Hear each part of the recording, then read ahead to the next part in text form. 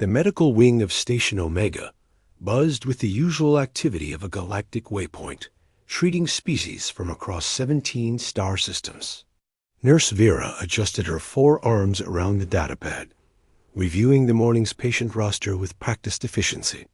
Her crystalline eyes reflected the sterile lighting as she moved between treatment bays, tending to everything from Alterian scale rot to Proximan fever. Then the human arrived. Marcus stumbled through the automatic doors, clutching his left shoulder, with obvious discomfort.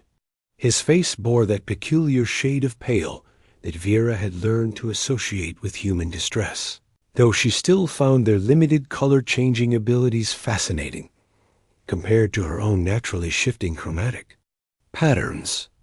Next, Vera called, her translator converting her melodic tones into standard galactic.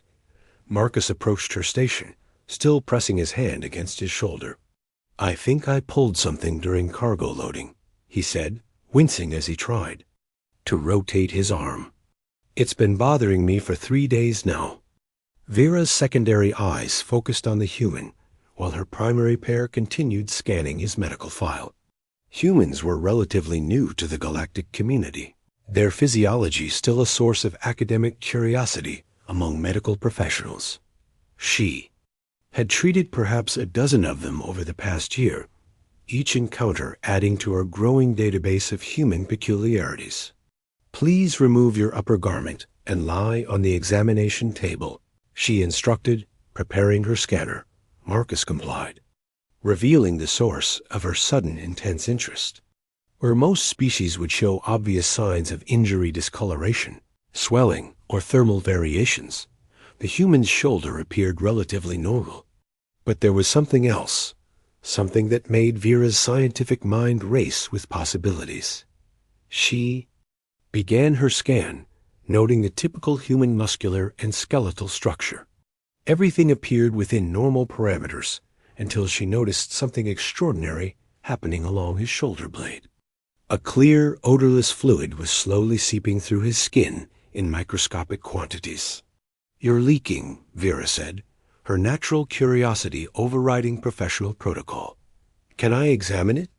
Marcus twisted his head, trying to see what she was referring to. "Leaking what?" Vera moved closer, her scanner detecting the phenomenon with increasing precision. The fluid wasn't blood, wasn't lymphatic discharge, and certainly wasn't anything she had observed in other species. It appeared to be a clear, slightly viscous substance that emerged directly through the human's pores. "This fluid," she said, adjusting her equipment for a more detailed analysis. "It's fascinating. No other species in my medical database produces anything similar during physical stress." She collected a small sample, her scientific excitement growing as preliminary readings appeared on her scanner. The composition was unlike anything in her extensive xenobiological studies. The fluid contained complex proteins, minerals, and organic compounds that seemed perfectly balanced for what appeared to be a natural cooling and healing mechanism. "Oh, that," Marcus said with evident relief. "That's just sweat. All humans do it." Vera's 4 eyes widened simultaneously. "All humans produce this substance? When we're hot, stressed, or working hard, yeah," Marcus explained. "It helps regulate our body temperature and carries away toxins. Pretty standard human biology." The nurse was speechless.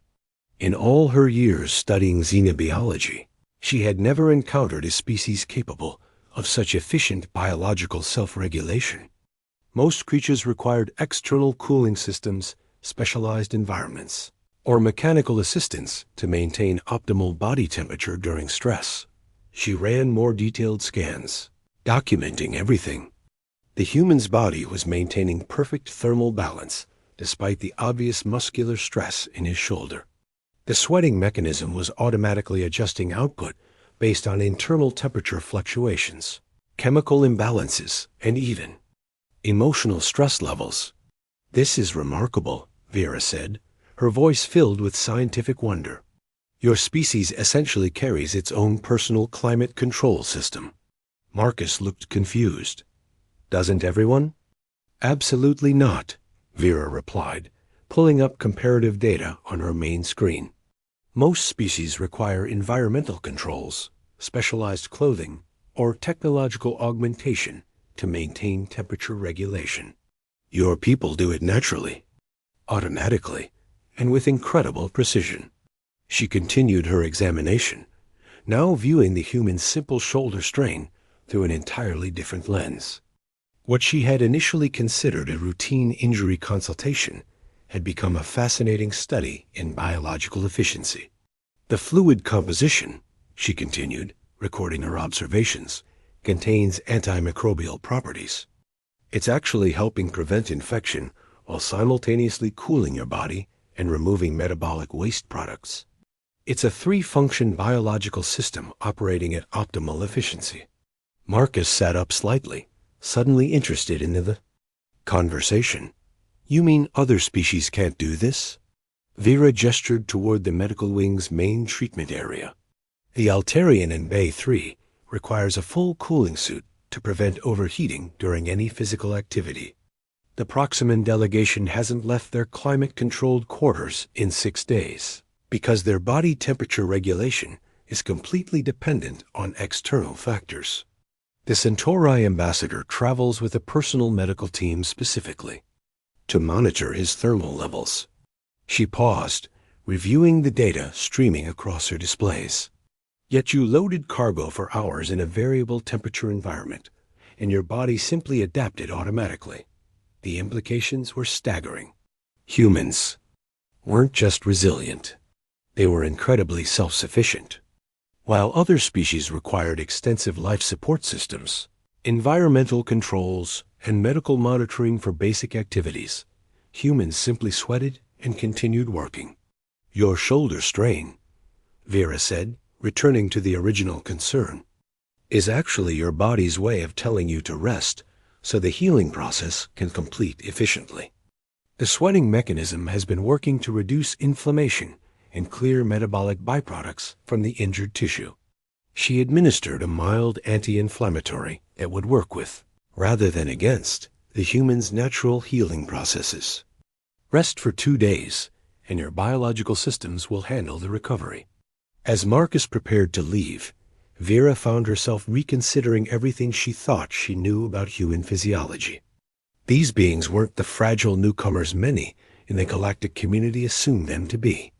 They were walking examples of biological perfection, capable of thriving in conditions that would require extensive technological support for most other species. Nurse Vera, Marcus said as he put his shirt back on, thanks for taking such a detailed look at this. Most medics just give me a pain reliever and send me away. After he left, Vera began compiling her observations into a formal report. The galactic medical community needed to understand what they were dealing with. Humans weren't just another species requiring accommodation and special consideration. They were perhaps the most biologically efficient creatures she had ever encountered, and they accomplished it all through something as simple as sweating.